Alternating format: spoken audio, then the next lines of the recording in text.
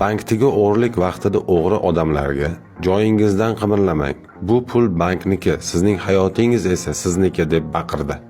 Bankdagilarning hammasi bu gaplardan keyin jim yotdi.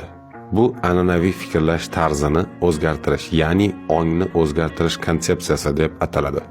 Bir ayol stolda qimirlab harakatlari bilan shovqin qilganida o'g'ri unga "Iltimos, madaniyatli bo'ling. Bu talonchilik, zo'rlash emas" deb baqirdi.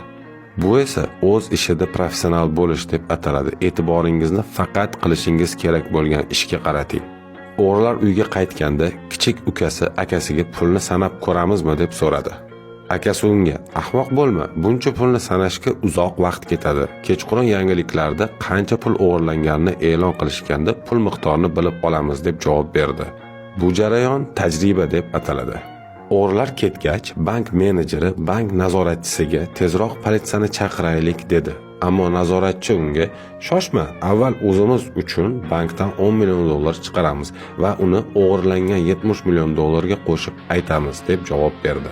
Bu jarayon to'lqin bilan suzish deb nomlanadi, ya'ni muammoli vaziyatni o'z foydasiga aylantirish.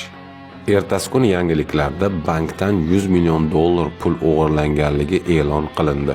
O'g'rilar pulni qayta sanashdi, lekin u yerda faqat 20 million dollar chiqdi. Shunda ularning kattasi "Biz hayotimizni xavf ostiga qo'yib faqat 20 million dollar o'g'irladik, ammo amaldorlar esa bundan foydalanib 80 million dollar o'g'irlashdi" dedi. Bu jarayon bilim oltinga tengligini isboti. Bank menejeri esa juda xursand, chunki uning aksiyalar bozoridagi yo'qotishlari endi bu o'g'rilik sabab qoplandi. Bu jarayon esa imkoniyatdan foydalanish deb nomlanadi. Endi savol, bu holatda aslida haqiqiy o'g'ri kim?